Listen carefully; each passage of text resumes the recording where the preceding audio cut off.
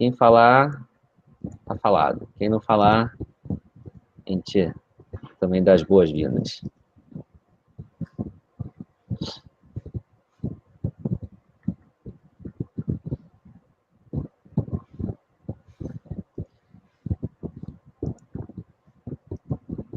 Lembrando que a aula já está, o material já se encontra aqui embaixo, né, na tua área de membros.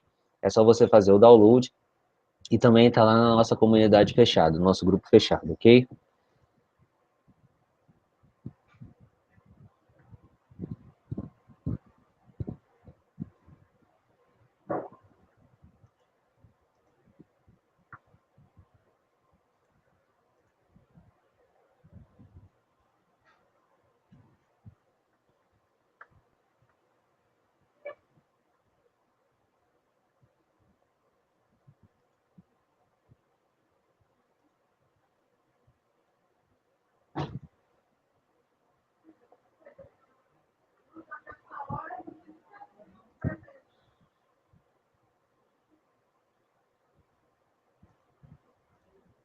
Bom, vamos lá então, vamos começar.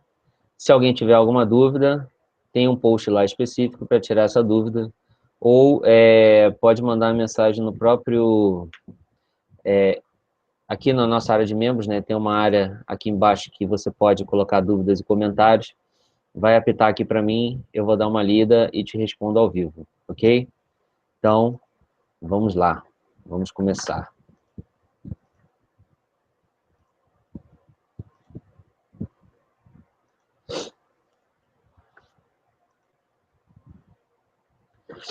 Vamos lá, deixa eu ver aqui se está tudo ok. Tudo ok. Vamos começar então nossa aula hoje.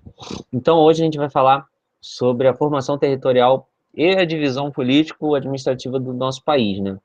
Que é um tema que o edital está cobrando,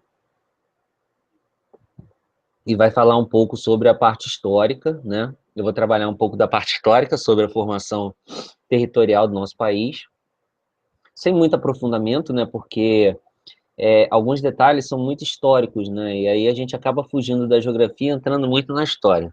Mas o interessante vai ser ver como, ao longo do tempo, o território brasileiro foi se formando e algumas políticas, né, nacionais e internacionais que foram sendo criadas para que hoje nós tivéssemos a configuração territorial que a gente tem, tá ok? Só um momentinho, por favor.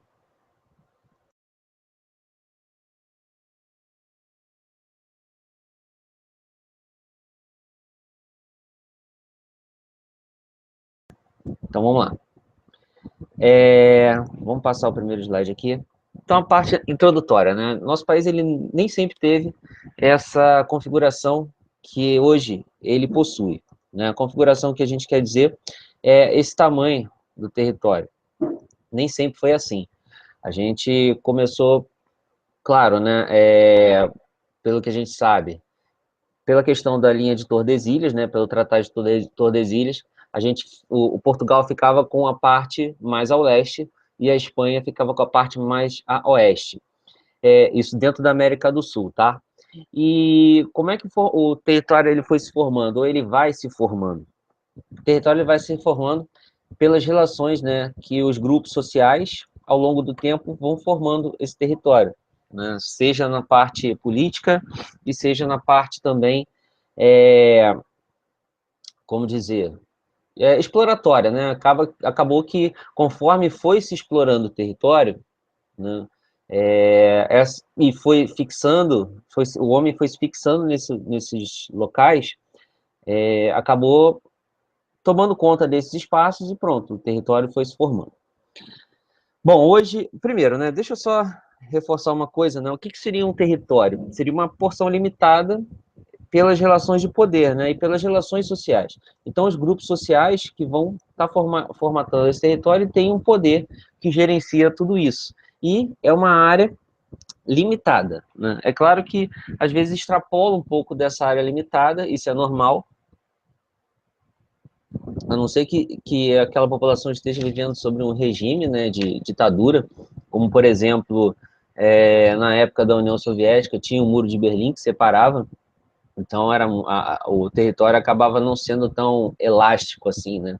Enquanto, por exemplo, sei lá, aqui no Brasil, na fronteira de alguns países, dependendo do lugar que você está, não tem uma cerca que separa um território do outro.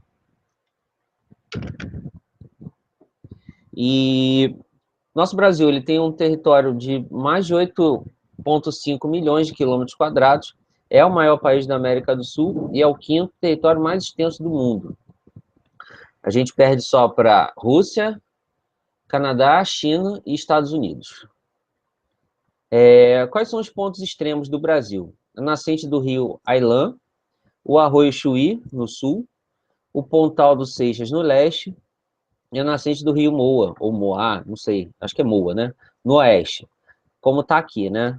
Então, nós temos a nascente do rio Ailã, aí temos a outra ponta no sul, o Arroio Chuí, a nascente do rio Moa, aqui na parte oeste, e o Ponta do Seixas, na parte leste. Nós somos banhados pelo Oceano Atlântico, né? Nós temos mais de 9 mil quilômetros de litoral, né? Isso contando com as reentrâncias de praias, falésias, mangues, dunas, recifes, restingas e várias outras paisagens naturais que recortam o nosso território. E hoje nós somos formados por 26 estados e um Distrito Federal e possuímos mais de 5.500 municípios. Bom, aqui já tinha mostrado, né, como é que funciona o nosso território, então, o nosso litoral, né, a extensão total dele, que é mais de 8.500 quilômetros quadrados, e de ponta a ponta, como que é a distância dele. Né? Então, mais de 4.000 quilômetros de norte a sul, e também mais de 4.000 quilômetros de leste a oeste, tá bom? Bom, aí como eu tinha falado, né, o território é um espaço submetido a um poder político, né, e é uma área limitada, e compreende, dentro desse poder político, as relações sociais que integram esse território. E o mundo contemporâneo, né? O poder político é exercido pelos Estados nacionais. Então, nós temos, hoje em dia, né, os Estados nacionais dentro do mundo contemporâneo, que esse Estado ele é soberano, né? E tem leis próprias, em geral. E a soberania do Estado-nação está limitada geograficamente pelas fronteiras políticas que circunscrevem esse território nacional. Então, nós temos a soberania do Estado-nação, né? E existe um limite geograficamente formatado pelas fronteiras políticas, tá? E aí tem uma diferença, né? Diferença não, né? Existem os limites e as fronteiras, né? Os limites e fronteiras seriam o começo e o fim de um território, certo?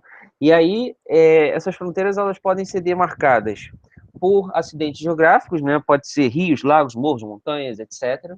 Ou pode ser um traçado definido pelos estados, né? Pelos membros, parte desses estados. Ah, a minha fronteira é só onde começa a fronteira de um país e termina do outro e vice-versa.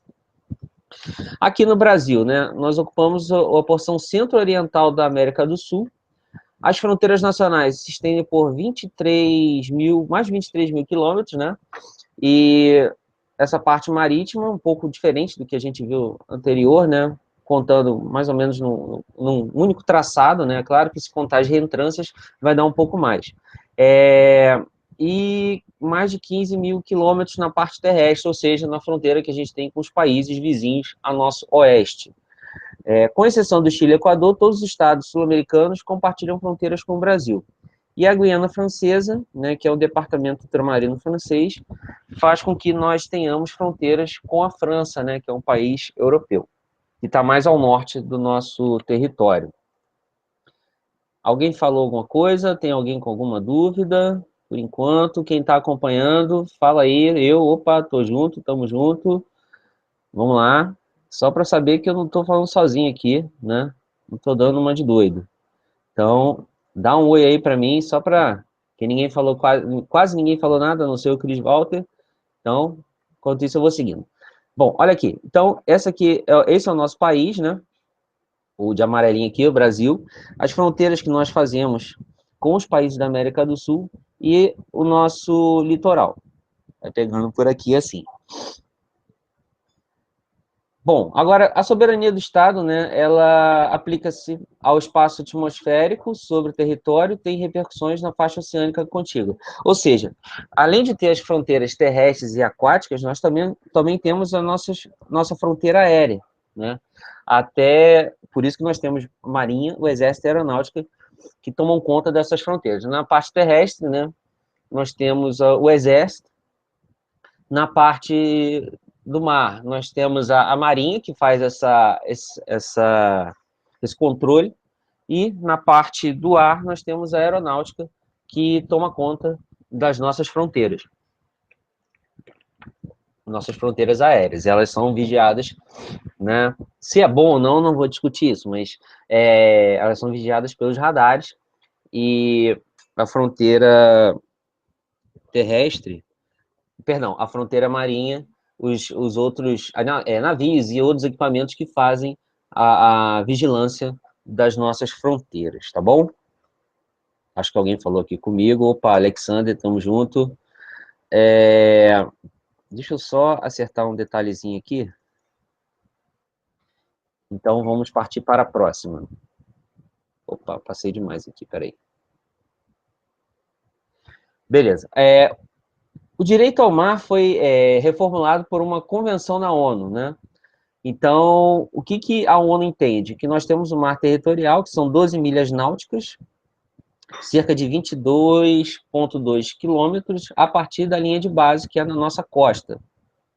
O mar territorial aplica-se à soberania do Estado costeiro, limitado apenas pelo direito de passagem inofensiva de navios de qualquer origem. Ou seja, esse mar territorial é onde a Marinha faz a vigilância. E temos também a Zona Econômica Exclusiva, que são 200 milhas, né, mais de 300 quilômetros a partir da linha de base, ou seja, a partir da nossa costa. E aí, nessa área, né, a total liberdade de navegação, sobrevoo, construção de dutos, lançamentos de cabos submarinos, contudo, né, o Estado costeiro tem o monopólio do direito de exploração, ou seja, o nosso país ele tem o direito para explorar qualquer que seja a riqueza, né, do que eles chamam de Amazônia Azul, dentro do mar. O nosso Estado tem essa soberania ali dentro para fazer a exploração desses recursos e autorizar empresas nacionais ou estrangeiras a explorar esses recursos, tá bom? Deixa eu ver uma coisinha aqui. Opa, Egna tá aí também. E o Rafael Duarte, né? O Rafael tá tentando assistir aí, quem puder ajudar, que eu acho que se ele não estiver me ouvindo, né, quem puder ajudar ele, como é que faz aí para acessar. Então, vamos lá. Continuando aqui. Então, aqui mais ou menos como é que funciona, né? A zona economicamente exclusiva, o nosso mar territorial, né? Que seria mais ou menos a extensão da costa, e mais esse espaço aqui em que nós temos, né, como a nossa plataforma continental. E o alto mar, aqui já é área internacional. Isso é só um exemplo, né, de como que a ONU definiu isso. Tanto é que isso aqui está dentro daquilo que a própria geografia internacional entende, né, como área economicamente exclusiva. Existia uma discussão, né, que o Brasil queria ultrapassar um pouco dessa área, outros países queriam estender um pouco mais, mas não tem nada definido ainda. Então, aqui, deixa eu ver, isso aqui eu já falei? Tá voltando aqui, só um minuto. Sim, aqui.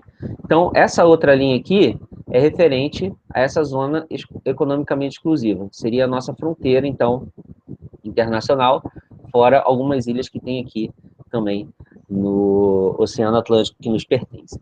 Tá bom? Bom, vamos entrar propriamente dito na história colonial, né? Então, a história territorial brasileira se inicia no período da colonização ibérica. Então, os portugueses e espanhóis se lançaram ao mar, né, em busca de novas terras para colonizar. Então tem todas aquelas histórias, né, da chegada das Índias, a chegada aqui na América, por Colombo e por Colombo e por Pedro Álvares Cabral. Já ia falar Cristóvão Cabral, perdão. Bom, e aí o que ficou definido, né? Tinha o Tratado de Tordesilhas, em que Portugal e Espanha definiram a divisão das terras mundiais, né? Assim dizer, entre eles. E ela também pode ser que surja esse nome, né? Então eu resolvi colocar. O Tratado de Tordesilhas também tem esse nome: Capitulação de Partição do Mar Oceano. E aí as terras localizadas a leste, né? De um determinado meridiano que eles definiram, né? Iam pertencer a Portugal, e as localizadas a oeste iam pertencer à Espanha. Bom, a história do Brasil começa então em 1500, entre 1500 e 1501, com a descoberta e expedição portuguesa às terras brasileiras, com o objetivo de estabelecer o domínio colonial. E aqui a expansão territorial, né, que eles chamam de Utiposidetes, tratado que conferia ao Estado o direito de apropriar-se, né, de um novo território com base na ocupação. Até hoje esse termo ele existe, né? Determinada se a pessoa mora num terreno, aí tem aquele negócio, é como se fosse um uso capião, né? A posse efetiva da área e não em títulos anteriores de propriedade. Ou seja, o utipossidete está ligado à ocupação e efetivação, não necessariamente com a questão de título. Então, é mais ou menos dentro daqueles limites, o que for descoberto por um ou por outro é daquele que descobriu. Deixa eu ver aqui. Tá doidão aqui o negócio, peraí. Deixa eu... Pronto. Então, aqui é a divisão, é um mapa antigo, né? Com a divisão do Brasil, né? Então, como eles entendiam o mapeamento na época, né? Acho que os mapas de antigamente, né? Na verdade, eu até considero os mapas como uma obra de arte. Então, como não tinha muita precisão de como eles faziam esses mapas, né? Tá aqui mais ou menos a divisão, como eles fizeram no mapa histórico, em relação à linha de Tordesilhas, né? E a divisão entre Portugal e Espanha. Deixa eu ver aqui, eu acho que falaram comigo. Foi... Opa, o Rafael conseguiu falar que está online aí. Beleza. Deixa eu olhar mais uma coisinha. Beleza, aqui, tá. Então, vamos lá. Início do processo de colonização. Então, como é que começou essa história colonial? Eu vou até dividir aqui entre os séculos, né? Como que isso aconteceu. Mas, só para determinar algumas coisas, eu coloquei essa parte aqui. A primeira divisão interna do Brasil, né? Que foi entre 34 e 36, exatamente eles começaram a explorar o território, né? Que hoje a gente conhece como território brasileiro, porque havia algumas invasões, né? Francesas, holandesas, então eles resolveram se instalar aqui. Então, a primeira divisão foi nas capitanias hereditárias, né? Era uma concessão a quem tinha condições de explorar essa terra, e hereditárias porque ela passava para os herdeiros dessas terras. Então, concessão de uso aos donatários, que alguns eram provenientes até da baixa nobreza, mas tinham dinheiro, né? Eram responsáveis economicamente por esse empreendimento colonizador. Então, eles produziam e ocupavam essa região, e os principais produtos em que eles exploravam era a madeira, né? A gente sabe muito bem qual era a madeira, era o pau-brasil, e conta-se a história que essa árvore, né? Eles retiravam o pigmento, né, vermelho, que era vendido na Europa, e isso era bom porque o vermelho era a cor da nobreza, então eles vendiam esse pigmento, além de utilizar madeira para outros fins, né? Mas o pigmento era para atingir tecidos utilizados pela nobreza. Quais eram os deveres, né? Exercício da função administrativa dessa capitania e proteger militarmente as terras sobre sua jurisdição. E aí eles tinham que fazer o quê? Armar esses lugares, fortificar essas áreas, por isso que no Brasil, historicamente, hoje em dia virou museu, né? Nós temos alguns fortes que eram era as partes que protegiam a costa, era a área de vigilância. Aqui no Rio de Janeiro, nós temos alguns que são hoje museus ou são quartéis do Exército ou da Marinha. No Nordeste tem vários também, né? Tem vários fortes. E hoje em dia só serve mesmo para museu, mas na época era a área de segurança, né? Era a área de vigilância. E as capitanias que mais prosperaram foi a de São Vicente e Pernambuco, e outros também tiveram certo destaque, né, como a de Espírito Santo e de Ilhéus. Mas as mais famosas, né, que tiveram mais destaque foi realmente São Vicente e Pernambuco. E Bahia de Todos os Santos, né, a capitania da Bahia de Todos os Santos, passou a ser sede do governo geral, né, que era uma forma que Portugal tinha de poder controlar melhor, então, esse terreno, né, essa nova área de exploração deles. Vamos seguir. Então, aqui, essa divisão, um mapa um pouco menos feio, né, com a divisão das capitanias. Então, tem as capitanias aqui e a quem pertenciam essas capitanias. Depois vocês podem dar uma olhadinha. Aqui em verde são as terras pertencentes a Portugal, e nessa área aqui mais amarelada é a área pertencente à Espanha.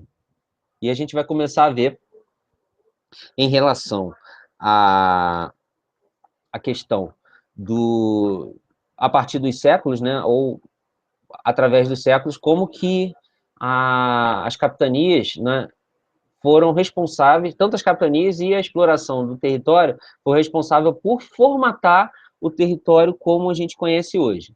Então, vamos lá. No século XVI, nós tivemos algum uso de máquinas e ferramentas, claro que muito simples, né? Não é nada, a gente fala máquina, meu Deus, já está falando de máquina, então está errado. Não, máquinas simples, né? Equipamentos simples para produção e transformação desse espaço. Por exemplo, tração feita por animal, moinhos de vento, né? Para poder fazer a moagem da cana, etc. E o mapeamento, era feito também mapeamentos e descrições pelos relatos dos viajantes que faziam o reconhecimento do local. Então, eles faziam a navegação, né, pelo litoral e iam fazendo mapas e relatos para entregar tudo isso depois ao rei de Portugal. A ocupação portuguesa se restringia a uma parte da faixa litorânea, né? Por isso que, se a gente observar, a gente vai ver muito bem isso na próxima aula sobre população. A maior parte da população brasileira ocupa o litoral, né? E a gente viu também que a maioria dos municípios, né, a grande parte dos municípios está no litoral. E por que ela está no litoral?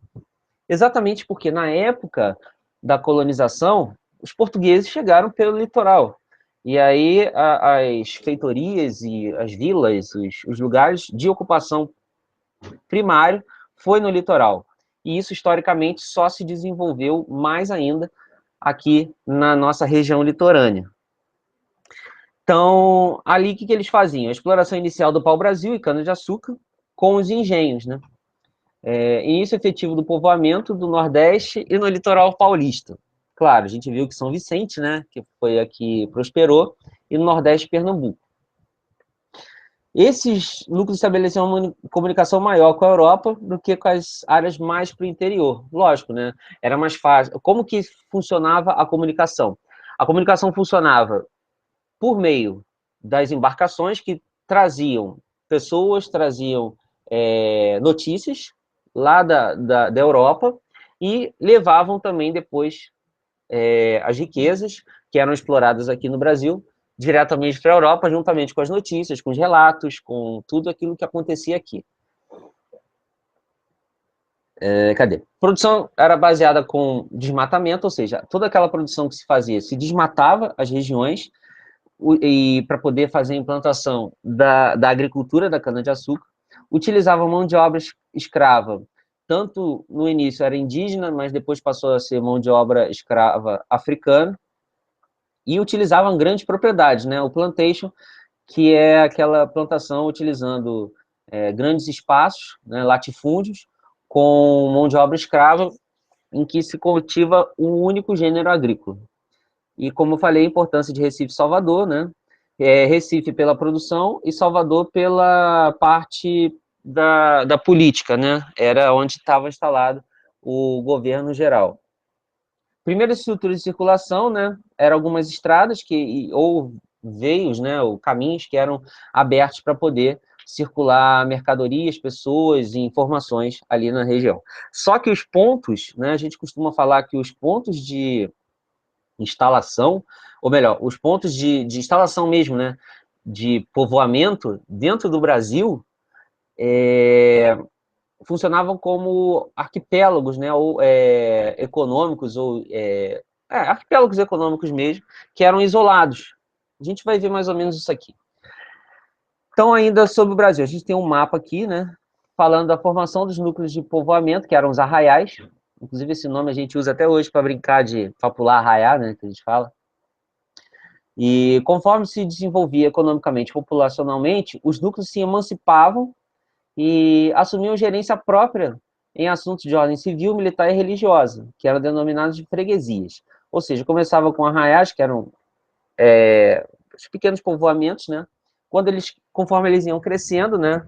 Tanto em assuntos militares, civis e religiosos, ganhava-se o nome de freguesias, passava a ter um território delimitado, um cartório eclesiástico, não existia cartório como a gente conhece hoje, tanto é que alguns relatos sobre o crescimento populacional, vocês vão, quando vocês começarem a trabalhar no IBGE, vocês vão ver isso, que historicamente, boa parte dos relatos eram feitos pelo batismo, né? Então, se batizavam as pessoas nas igrejas, e aí o registro de nascimento, né, era feito ali também.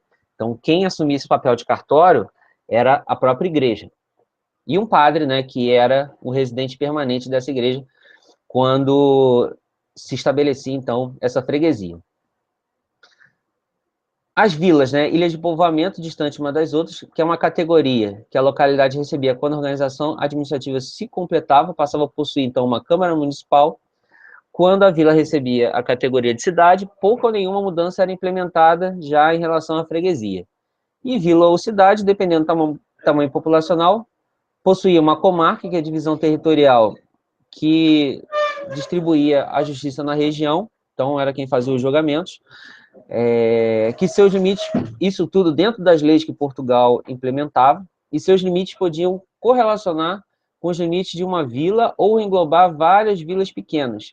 Ou seja, eu tinha essa vila ou a cidade quem polarizava os menores espaços, né? E aqui no mapa eu tenho mais ou menos a formação territorial primária, né, no século XVI, mostrando as áreas de produção e aonde que seguiam os fluxos. Repara que a maioria dos fluxos seguem, né, ou praticamente todos os fluxos seguiam de Salvador para os pontos aonde existia uma exploração e povoamento. Bom, seguindo agora para o século XVII, né, repara que no mapa a coisa já começa a mudar de figura, os fluxos eles já estão mudando, né, começa a se explorar também, além da linha de Tordesilhas. Então, em 1612, o governo geral com dificuldade de gerenciar essas capitanias do norte, porque tinha invasão francesa no Maranhão, que eles foram expulsos um pouco depois, em 1615. A região norte tem essa área aqui, né, mais de verde. Tinha economia centrada nas drogas do sertão, que aí tem alguns elementos, né, cacau, baunilha, urucum, e recebia esse nome de drogas do sertão porque algumas delas tinham, até hoje, né, tem propriedades medicinais. Cursos d'água, né? Então, os rios foram responsáveis pela interiorização do continente. Os exploradores, né, colocavam suas embarcações dentro dos rios e adentravam pelo interior do país. Introdução da pecuária na colônia, né? E a pecuária servia para quê? As funções eram de alimentação, né, para matar e se alimentar desses animais, e também para dar tração aos engenhos.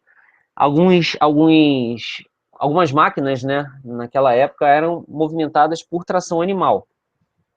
Até hoje existem máquinas assim, mas naquela época, como não se tinha combustível ou máquinas movidas a combustão, utilizava então a tração ou de pessoas, ou dos ventos, da água também e dos animais. E abria-se caminhos também, né, criados para interligar essas áreas, tá bom? A pecuária foi uma das responsáveis pela interiorização da economia, porque o homem, então, ficava lógico, os animais pastando e os homens acompanhando esse pastoreio, né? Pela interiorização da economia, de modo a contribuir para a ocupação das terras que hoje pertencem, então, aos estados de Piauí, Maranhão, Ceará, Rio Grande do Norte e Paraíba. Então, foi importante a criação desses animais para interiorizar o país. No século XVIII, então já avançando um pouco mais. As bandeiras, né? Então começou aquelas entradas em bandeiras, que é um movimento que partia de São Paulo, em busca de metais preciosos e escravos indígenas. Então, os bandeirantes, eles iam atrás desses metais preciosos, até porque a própria cana-de-açúcar já tinha começado a entrar em declínio, exatamente porque a Holanda e outros países começaram a colonizar os territórios mais para a América Central, etc., um pouco também na América do Sul, mais ao norte, e começou a competir com o açúcar brasileiro.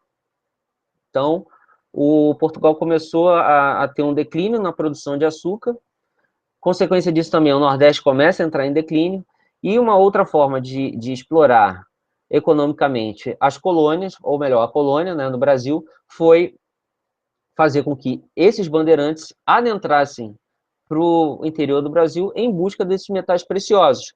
E isso também ajudou a ampliar, além de buscar escravos indígenas, né? Isso ajudou, então, a ampliar e ocupar mais o território. O que aconteceu na região de Minas Gerais, né? Das Minas Gerais, como era conhecido, eles descobriram o ouro, e isso fez com que atraísse mais migrantes paulistas, outros forasteiros, né? A população do Nordeste, que estava também com esse declínio na cana-de-açúcar, começou a migrar para a região das Minas Gerais. E aí começou o processo da mineração, né, que ajudou a intensificar esse processo de interiorização. Minas Gerais, Goiás e Mato Grosso foram ocupados, e isso também já fez com que se alterasse a questão da invasão das linhas de Tordesilhas, né?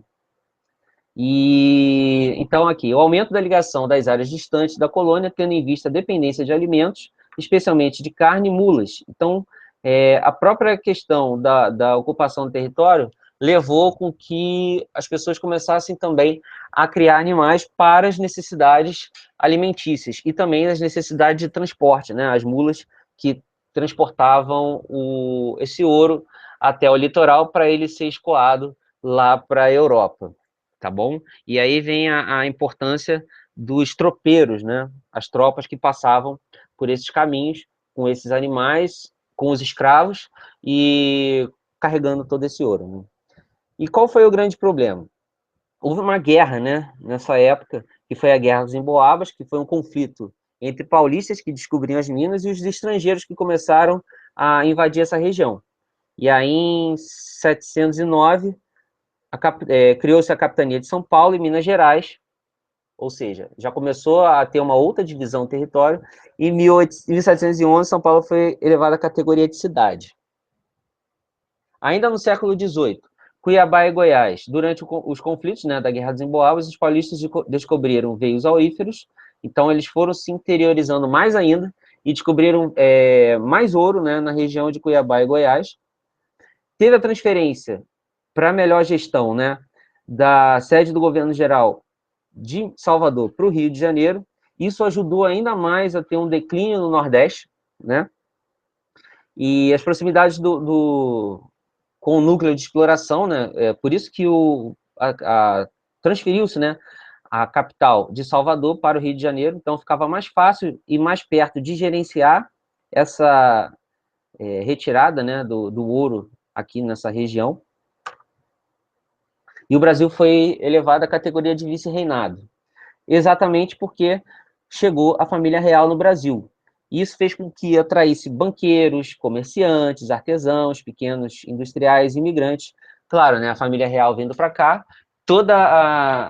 exatamente porque estava tendo guerra na Europa, então a França tinha invadido Portugal e o rei de Portugal, com toda a corte, se transferiu aqui para o Brasil, como a sede do governo estava aqui no Rio, onde eu moro, né, no Rio de Janeiro, a família real se transferiu toda para cá, e aí com isso também atraía do mundo inteiro, né, pelas relações internacionais que Portugal tinha, atraía esses banqueiros e comerciantes, né, artesãos, pequenos industriais e alguns imigrantes chegavam aqui, exatamente aquele negócio, né, se a sede do governo está aqui, para melhor explorar, para melhor contribuir de alguma forma, positiva ou negativa, eles vinham para cá também. E aí começou a ter uma... lógico, né? A linha de Tordesilhas já tinha sido extinta, se você quiser anotar ele, ela foi extinta pelo Tratado de Madrid, tá bom? E também já tinha acontecido a União Ibérica, um pouco antes disso, e tudo isso contribuiu para que essa linha de Tordesilhas fosse extinta. A configuração territorial. Começou a se abrir estradas, criação de gados na região sul, né, que é uma outra ocupação que o Brasil começou a fazer. Como eu falei, Tordesilhas já tinha sido invadida e passou a ter uma nova configuração no Brasil. É bem semelhante à configuração que a gente tem hoje. Claro, não é igual, ela é semelhante, tá bom? Agora, no século XIX, o Brasil já era um império, já tinha... começou-se nessa época que ele se tornou independente de Portugal, e aí o ouro já tinha começado a entrar em declínio, e uma nova economia começou a surgir, que foi a economia do café, que era a principal atividade econômica responsável pela intensificação da ocupação dos estados de São Paulo e Rio de Janeiro. Claro, o café começou a ser produzido aqui no Rio de Janeiro, e ele, aos poucos, foi migrando para a região de São Paulo, né? Migrou para São Paulo, pegou um pouco de Minas Gerais também, e pegou uma parte do norte de Curitiba, que a gente conhece hoje como Curitiba, né? Instalação de infraestrutura de estradas necessárias ao escoamento da produção, além de ferrovias também, né? E isso ampliou, então, a estrutura de circulação dentro do território. E as mudanças territoriais que houveram nessa época. Então, está tudo anotadinho aqui para você. Teve a separação da capitania do Piauí da capitania de Maranhão, transferência da região do Triângulo Mineiro de Goiás para Minas Gerais, criação da capitania de Alagoas, que foi desmembrada da capitania de Pernambuco, separação da capitania de Sergipe da capitania da Bahia, né, em 1820, a transferência da comarca do Rio São Francisco para a Bahia, só ao longo da história, ou seja, começou a se formar esses espaços aqui dentro do território, e essa era a configuração territorial que nós tínhamos na época do Império. Ainda nessa época, a gente teve a proclamação da República, e aí alguns lugares deixaram de ser capitanias e passaram a ser estados. O Brasil, então, nasce com 20 estados e um Distrito Federal, que, à época, era o Rio de Janeiro, e o Brasil não era uma república federativa como é hoje, era Estados Unidos do Brasil. Eram Estados Unidos que seguia mais ou menos o que os Estados Unidos americanos, né, da América, os Estados Unidos da América, fez quando criou o seu próprio território. Então, quais eram os aspectos econômicos dessa época aqui? Ah, sim, a gente anexou o Acre também, que eu vou falar, deixa eu ver, vou falar aqui. Os aspectos econômicos, nós tínhamos ainda a cana-de-açúcar, né, mas ela claro, a gente nunca perdeu, só para inteirar, a cana-de-açúcar nunca deixou de ser produzida, é produzida até hoje, mas ela começa a perder um espaço grande para o café. Com a segunda revolução industrial, que foi a entrada de automóveis, né, agora na indústria, tinha a importância da produção de borracha, e aí a Amazônia, a região amazônica começa a se despontar nesse sentido. Nós temos a produção de algodão no Nordeste, que também serviu às indústrias tanto americanas quanto inglesas, e ampliação de caminhos, estradas e ferrovias começa a fazer uma nova interligação do nosso território nacional. E aí o que aconteceu? Teve algumas mudanças territoriais, como eu falei, o Brasil anexa o Acre, né, com o Tratado de Petrópolis, que custou 2 milhões de libras esterlinas. Isso porque, como o Nordeste estava em declínio, o ouro estava em declínio, boa parte da população também do Nordeste começa a migrar para a Amazônia devido ao trabalho, né, que se tinha para exploração de borracha. Era uma coisa muito boa, né, no sentido de... Como posso dizer? No sentido econômico. Tanto é que o teatro municipal lá de Manaus, ele é um registro histórico, né, e a imponência dele é um registro histórico da prosperidade que a borracha promoveu, tá bom? Deixa eu ver aqui, eu acho que alguém falou comigo. Não, ninguém falou comigo. Então, voltando aqui. E aí, a população do Brasil, né, começou a adentrar no espaço que a gente conhece hoje como Acre, que pertencia à Bolívia. E isso causou vários conflitos ali dentro. Então, o Brasil, né, por tratados e tal, resolveu anexar o Acre pagando uma quantia para a Bolivian Syndicate, né, que era um organismo lá dentro da Bolívia, e em troca também construiu a estrada de ferro Madeira-Mamoré para escoar a produção boliviana. Ou seja, então o Brasil comprou o que a gente hoje conhece como Acre e anexou ao nosso país. Bom, e aí, em 1940, Getúlio Vargas criou 5 territórios federais com o desmembramento do estado do Amazonas e Pará. Então, surgiu esses territórios de Guaporé, Amapá, Ponta Porã e Iguaçu, que foram extintos em 43, e Rio Branco. JK, então, constrói a nova sede do governo federal, né, que ficou ali em Brasília, e transferiu a capital do Rio de Janeiro para a parte do Centro-Oeste. Em 77, Ernesto Geisel cria o Mato Grosso do Sul, com o desmembramento do estado do Mato Grosso. Em 88, a criação do estado do Tocantins, que foi desmembrado de Goiás, e surge estados do Amapá e Rondônia, né, que é o antigo território Guaporé, e Roraima, antigo território Rio Branco. E a atual configuração do nosso Brasil, como a gente tinha falado lá no início, então, são 26 estados e um Distrito Federal, e também teve a tentativa há pouco tempo, né, teve até um plebiscito com a população do Pará, que eles queriam desmembrar o estado do Pará em 3, né, que seria Pará, Tapajós e Carajás, mas não teve sucesso. O território do Pará ainda continua do tamanho como era antes.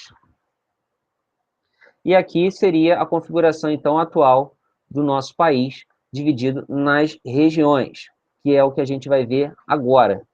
Então, as regionalizações brasileiras. Regionalização do período republicano. Então, no período republicano, não tínhamos uma regionalização efetiva, tá?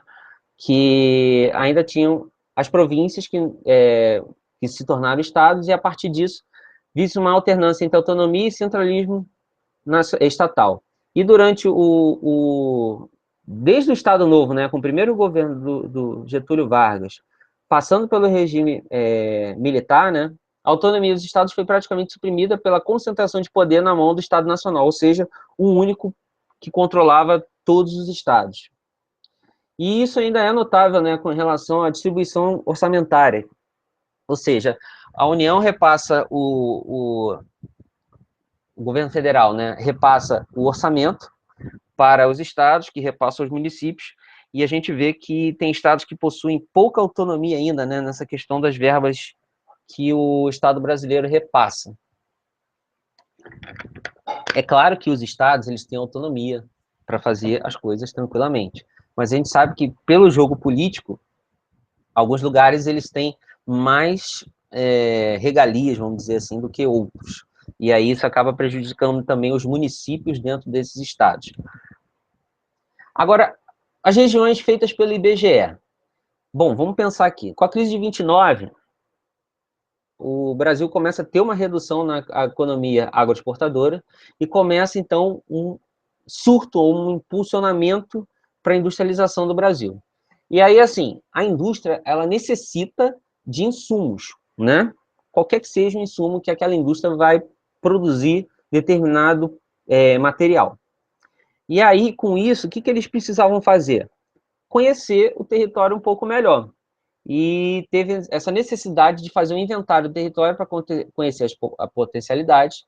Com isso, em 34, surge o futuro lugar de trabalho de vocês, né, que é o IBGE, que fazia, então, que faz até hoje, né, esse estudo dessas potencialidades regionais. E aí surge, então, a primeira regionalização oficial do território brasileiro, né, a proposta de organizar e divulgar, né, os dados estatísticos e sistematizar algumas propostas regionais, né, já existentes. Claro, alguns estudiosos fizeram alguns levantamentos, estudos prévios, né, mas quem definiu tudo no final foi o IBGE. Então, o Brasil era dividido em regiões, nas seguintes regiões naquela época: Norte, Nordeste, Leste, Sul e Centro-Oeste.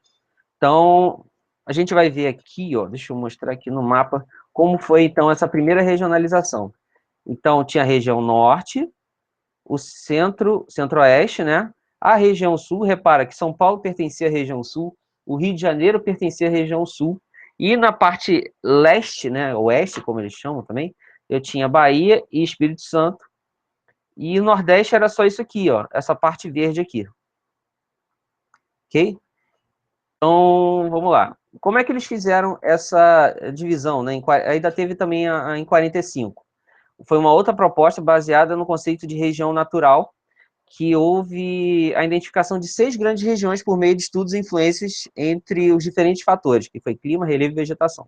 Então, repara aqui, já mudou um pouquinho a configuração. São Paulo deixa de ser, o Rio de Janeiro deixa de ser da região sul e passa a ser, pela cor aqui, o leste meridional.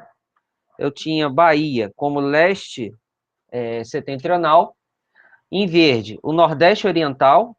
Nessa parte em amarelo aqui, eu tinha o nordeste ocidental, ainda tinha o centro-oeste, reparar que a cor é um pouquinho mais forte, né? E a região norte e o sul. São Paulo pertencia, então, à região sul. Em 69, teve uma nova proposta de regionalização, segundo a combinação de características físicas, demográficas e econômicas, onde eles trabalhavam, então, com o conceito de regiões homogêneas, né? Então, foram definidas a partir de estudos setoriais envolvendo domínios ecológicos, que são as regiões homogêneas, né? Comportamento demográfico, estrutura industrial, agricultura, rede de transporte e sistema de fluxos. Tem aqui a Bahia e o Sergipe, né, que foram incluídas na região Nordeste. Na região Sudeste foi criado, a região Sudeste foi criada, né, e substituindo a região Leste. São Paulo, que pertencia à região Sul, passa a pertencer à região Sudeste, e foram divididas as regiões conforme nós conhecemos hoje, né, que são as 5. Aqui está repetido o Norte, né, depois você risca aí no seu material. Norte, Nordeste, Centro-Oeste, Sudeste e Sul, como a gente conhece aqui, né. Então, aqui, ó, Norte, Nordeste, olha como é que mudou a situação aqui. Temos o Sudeste, o Centro-Oeste e a região Sul. São Paulo, então, cai fora da região Sul. E o que mais? Essa regionalização, ela continua até hoje, né? E repara que só teve uma mudança aqui na criação de novos estados, que foi Tocantins, que foi desmembrado aqui de Goiânia. Teve a desmembramento aqui do Mato Grosso, né? Que surgiu o Mato Grosso do Sul. Tá bom? Então, vamos detalhar um pouquinho dessas macro-regiões brasileiras. Então, nós temos aqui a região norte, que ela tem baixa densidade demográfica, apesar dela ser mais populosa que o centro-oeste, ela tem uma baixa densidade demográfica em relação, claro, à própria floresta, né? E aí, quais são os estados? É o Acre, Amazonas, Amapá, Pará, Roraima, Rondônia e Tocantins. Na região Nordeste, nós temos, historicamente, graves problemas sociais, perdão, graves problemas sociais, e, claro, em relação à seca e as questões políticas também, que a gente sabe disso, e é uma área de perdas, né, econômicas, como a gente costuma dizer, né, e tem uma situação socioeconômica um pouco precária em relação a outras regiões. E aí a gente vai ter os estados Maranhão, Piauí, Ceará, Rio Grande do Norte, Paraíba, Pernambuco, Alagoas, Sergipe e Bahia. Já a região Sudeste, né, que é a região mais populosa e que tem mais recursos por conta da grande industrialização nos aspectos econômicos e de equipamentos técnicos, né, ou meios técnicos, que seriam as formas, o que a gente chama de meios técnicos seriam os equipamentos que ajudam a aumentar os fluxos, por exemplo, sistemas de transporte, sistemas de comunicação, os arruamentos, prédios, tudo isso são os meios técnicos. E quais são os estados, né? Nós temos, apesar do Sudeste ser a região mais rica, é um dos lugares que tem uma grande quantidade de problemas sociais, né? Principalmente nas grandes cidades. Aí temos Minas Gerais, Espírito Santo, São Paulo e Rio de Janeiro, que compõem a região Sudeste. O Centro-Oeste caracteriza-se por uma região menos populosa, como a região menos populosa do país, apesar de estar hoje em dia crescendo exatamente por conta da expansão agropecuária, tá bom?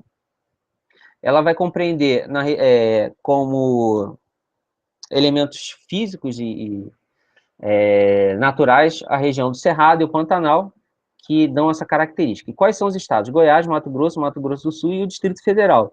E, para fechar, a região sul, que caracteriza pelo clima subtropical, né, e agricultura desenvolvida e diversificada, é a segunda região mais industrializada do país, perde só para a região sudeste. E o que caracteriza essa região é o grande número de descendentes europeus. Na época, então, quando acabou o período escravista, né, no Brasil, começou a ter um forte movimento migratório da Europa para cá, para o Brasil, e boa parte deles ocuparam uma parte de São Paulo, né, mas a grande maioria foi para a região sul. Que mais que a gente viu aqui? Então, aqui nós temos climas bem amenos, né? Com temperaturas em torno de 20 graus. E a segunda região mais industrializada do país, como eu falei. Quais são os estados que compõem? Paraná, Santa Catarina e Rio Grande do Sul. Então, como eu já tinha mostrado, né? Aqui é a divisão regional atual do Brasil. E vamos a outro tipo de regionalização que vocês vão ver também. Aquelas regiões que a gente acabou de ver são as macro-regiões, né? Que a gente pode entender assim também, ou as regiões administrativas do Brasil. Qual é a grande diferença, né? Deixa eu voltar aqui. Repara o seguinte, a divisão regional, ela está pegando as linhas que dividem os estados, né? As fronteiras estaduais, que fazem a divisão dessas regiões. A próxima regionalização que a gente vai ver, ela não obedece esse critério, tá bom? É claro que algumas características também, que são intrínsecas em cada uma dessas regiões, elas podem até ter uma relação com as regiões geoeconômicas ou os complexos regionais brasileiros. Então, aqui, além das macro-regiões, temos uma outra forma de regionalizar o território, né, que são as regiões geoeconômicas ou complexos regionais, que foi desenvolvido por um geógrafo chamado Pedro Pinchas Geiger, né, a gente fala, esse Geiger, né, aqui se fala Geiger, e aqui a gente vê que ele divide o Brasil, ao invés de 5 regiões, ele divide em 3 regiões. E o que ele vai considerar, né, aqui? Ele não vai seguir as linhas que separam os estados, como está nessa regionalização, e ele vai entender algumas coisas que são intrínsecas dentro de cada regionalização dessa que ele está propondo, né? Isso foi proposto no final da década de 60, início da década de 70. Então, o sul do Mato Grosso e de Tocantins está agrupado ao complexo regional do Centro-Sul, tá? Por causa das suas relações de dependência econômica. O norte de Minas Gerais passa a compor o complexo do Nordeste, exatamente por ser uma área que tem condições climáticas e econômicas muito semelhantes ao Nordeste, né, que pega ali o sul da Bahia, que é o clima semiárido e a pobreza. E a porção ocidental do Maranhão passa a integrar, né, o complexo regional da Amazônia, pela sua afinidade econômica extrativista. Então, deixa eu ver se eu tenho aqui o mapinha. Tá aqui, ó. Então, repara, né? Eu pego uma parte de Tocantins para compor, e uma parte de Mato Grosso, Goiás, né, o Distrito Federal, para compor a região Centro-Sul, que eu vou detalhar agora para vocês. A parte do Nordeste pega, então, o Mato Grosso, né, e uma parte do Oeste do Maranhão, uma boa parte do Oeste do Maranhão, para compor a região Norte, a região da Amazônia, o Complexo Regional Amazônia, e o Nordeste pega, então, uma parte da Bahia, né, uma parte de Minas Gerais, uma parte do Espírito Santo, e outras, a grande maioria dos estados que compõem a região Nordeste nas macro-regiões definidas pelo IBGE, e um pedacinho da parte leste do Maranhão. Vamos voltar aqui, que eu vou detalhar elas para vocês agora. A Amazônia, então, é uma área de mais de 5 milhões de quilômetros, né, que é 58% do território brasileiro, distribuído por 9 estados. É a mais extensa das regiões geoeconômicas, seus limites vão ultrapassar muito os da região norte, né, que o IBGE impõe, abrangendo o maior número, a maior parte dos estados do Mato Grosso e do Tocantins e parte do oeste do Maranhão. Isso a gente já falou. O quadro natural, traço marcante desse complexo, né, e são os principais elementos formadores: a extensa planície, por conta do rio Amazonas, o clima equatorial, quente e úmido, exuberante floresta equatorial e riquíssima rede hidrográfica, tá bom? O Centro-Sul, que é a região mais rica, que tem o maior número de recursos também, né? Ela abrange uma área de 2 milhões de quilômetros quadrados e inclui, além de duas porções mais industrializadas, né, que é a parte sudeste-sul, ela pega uma parte do centro-oeste também, como a gente já detalhou ali. Constitui, então, o maior núcleo econômico do país, né, concentra mais de 60% da população brasileira, a maior parte, né, do parque industrial e da parte agropecuária. Tem os maiores portos e aeroportos, grande maioria dos cientistas e as maiores cidades do país também estão inclusas aqui. Maior densidade de rodovias e ferrovias, que pode chamar de rodoferrovias também, né? E as maiores e melhores universidades, além também da gente ter hospitais de referência e tudo mais. Não estou puxando o saco, não, é que o cara escreveu mesmo, tá? Todos os aparatos, né, que têm o maior desenvolvimento econômico estão na região centro-sul. E o Nordeste, né, que é o complexo que tem 1,5 milhão de quilômetros quadrados, se estende desde a metade da região leste do Maranhão até o norte de Minas Gerais. Tem 30% da população brasileira. É uma região problema por conta dos problemas sociais, né? Tem melhorado, mas a questão social ali ainda é muito problemática. Então, a gente ainda tem alguns lugares que tem muita pobreza, fome, subnutrição, taxa de mortalidade infantil e analfabetismo, salários baixos. Então, é uma área que, historicamente, né, que a gente viu por conta da decadência da cana-de-açúcar, ela só tendeu a perder ao longo da história, tá bom? E é uma área, como a gente já viu, que é uma área que tem fatores repulsivos, né? As pessoas saem daquela região em busca de melhores oportunidades em outros locais. Então, aqui a gente já viu esse mapa. E vamos para outra regionalização feita pelo geógrafo Milton Santos, né, falecido, que, então, ele dividiu em 4 outras porções. Inclusive, o IBGE, na época, acho que foi em 2009, 2010, não lembro agora exatamente, ou 2010, 2011, não lembro. Eles fizeram um atlas geográfico a partir dessa forma de regionalizar o Brasil pela visão do Milton Santos. O Brasil poderia ser, eu estou colocando isso exatamente por conta desse atlas, que é um atlas relativamente novo, né? Não chegou a ser cobrado em nenhuma prova do IBGE, mas, né, vai que eles cobram. Então, resolvi colocar aqui para vocês. Então, o Brasil poderia ser dividido em 4 outras porções que ele considera mais pelos meios técnicos, científicos e informacionais, que o Milton Santos foi quem escreveu, né, no livro A Natureza do Espaço, e em outras bibliografias dele que ele foi desenvolvendo, essa questão da divisão da criação do espaço geográfico pelos meios. Então, tem o meio natural, meio técnico científico e meio técnico científico informacional, que é a era que nós estamos vivendo hoje, né? Então, a gente utiliza dos recursos naturais, faz meio dos nossos equipamentos técnicos para utilizar esse meio natural, organiza isso na forma de ciência e divulga, né, e utiliza isso na forma, pelos meios informacionais. E isso faz com que o espaço geográfico ele seja construído.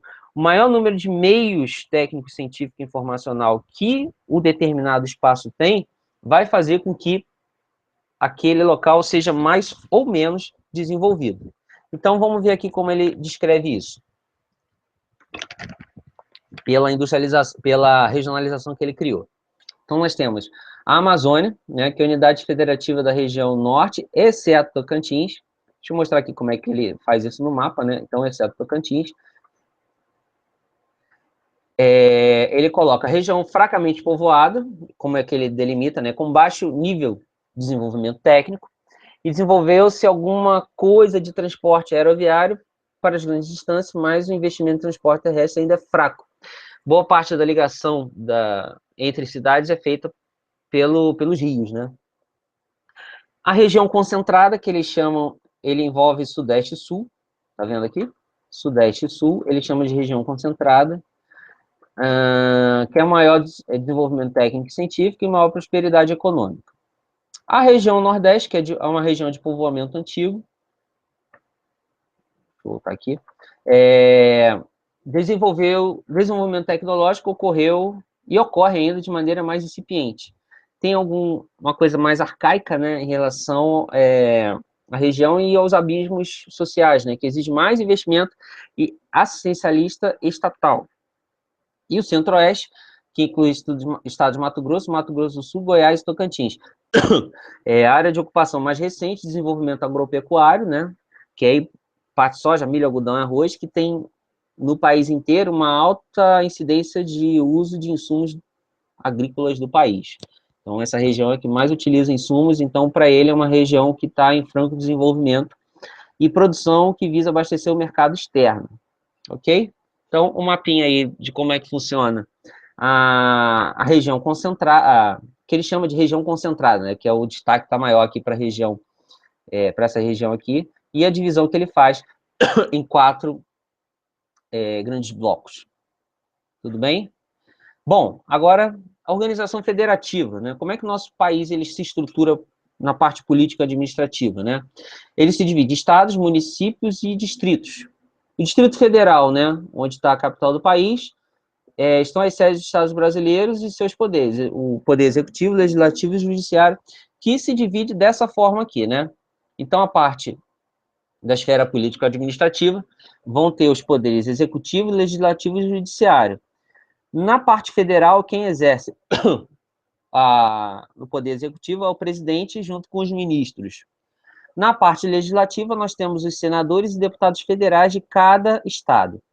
E no judiciário, né, nós temos a Justiça Federal Comum, tribunais superiores, regionais, juízes federais, tem a Justiça Federal Especializada, né, que é, no caso, a Justiça Eleitoral, Militar e do Trabalho. Na esfera estadual, nós temos o governo estadual, que quem exerce são os governadores e os secretários de Estado. Na parte do legislativo, né, que formam as leis, seriam os deputados estaduais, e no judiciário nós temos Tribunal de Justiça e os juízes estaduais.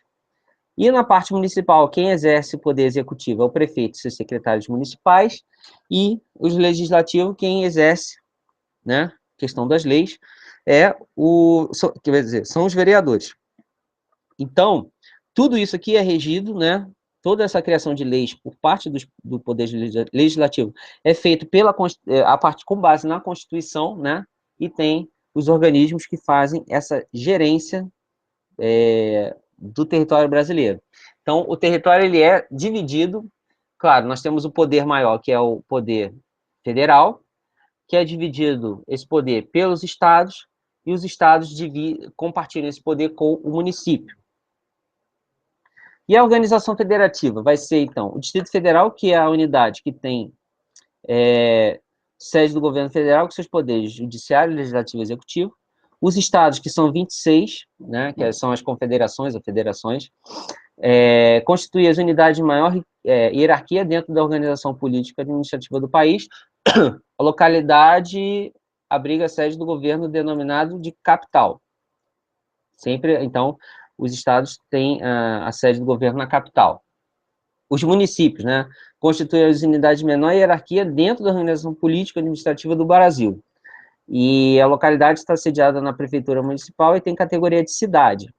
E os distritos, né, que são unidades administrativas dentro dos municípios. Alguns lugares podem ser chamados de bairro também, pode ser vilas, né, algumas vilas. Certo? E agora vamos aos exercícios. Vamos lá. Deixa eu ver, alguém tem alguma dúvida? Eu saí metralhando um monte de informação aí para vocês. Será que alguém aí tem alguma dúvida? Tá tudo tranquilo? Podemos seguir os exercícios?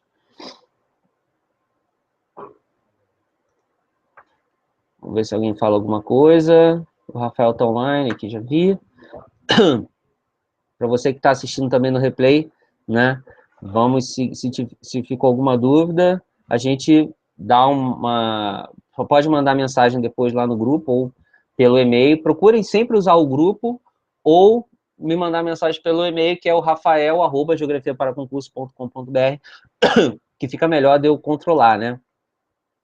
Fica mais fácil de controlar pelo e-mail. Então, Yuri falou aí que tá tranquilo. Se o Yuri falou, tá falado. Vamos seguir. Então, vamos para o primeiro exercício. A distribuição das capitanias hereditárias como sistema de povoamento e colonização das terras do Novo Mundo, desenvolvido por Portugal, foi um empreendimento planejado, respondendo a uma necessidade nova decorrente da expansão ultramarina.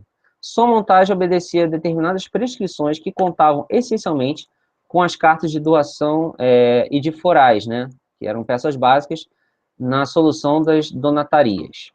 Portanto, a respeito da administração do Estado português na colônia brasileira, através dos sistemas de donatarias, né, então, do sistema das capitanias e dos donatários, é incorreto afirmar que, letra A, interessava a coroa deixar às mãos de particulares a ocupação das terras, visto que ela não poderia, sem riscos de perder as Índias Orientais, desviar capitais para essa nova empresa que se iniciava?